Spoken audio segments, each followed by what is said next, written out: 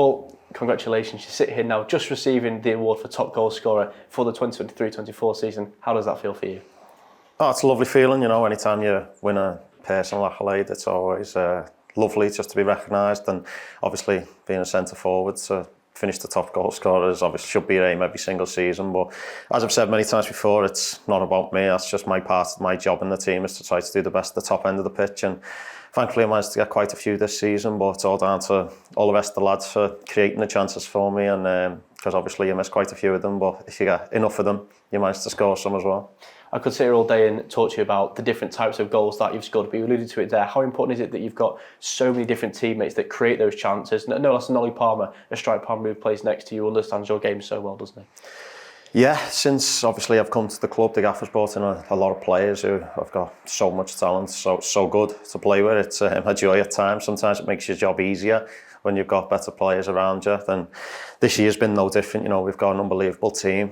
Everyone works hard as they can, but they all understand that it's a team game, and everyone, as you say, creating me chances phenomenal. It comes from all over the pitch. I think if you watch goals I've scored this season, they'll be assisted by a lot of people. And as you say, Ollie, a big mention, towards the end of the season, he come back into the team, I think with about 15 games to go, maybe a little bit less.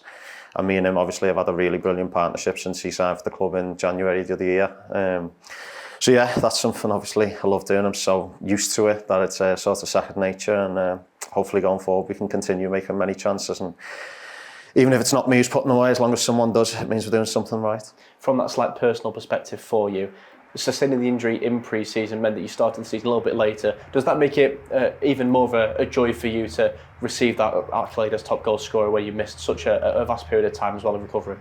Yeah, especially at first, when I first done it, the first diagnosis of it and speaking to the first kind of specialists around it, the time that they wanted me to miss was something that was never going to happen. But then obviously as we go down, see how I progress and speak to other specialists, I sort of realised I could be back a lot quicker than that, which thankfully I was. But the moment in LA when I was sat there, I set out myself a little target to try to get to 100 goals and be grateful for that if I could get there. That was still going to be 21 goals, I think it was at the time, and I managed to surpass it. So from a personal point of view, it's been a really pleasing season, and probably the season I'm most proud of to come back from injury. It took me a good while to start feeling myself again, and I still managed to have quite a successful year.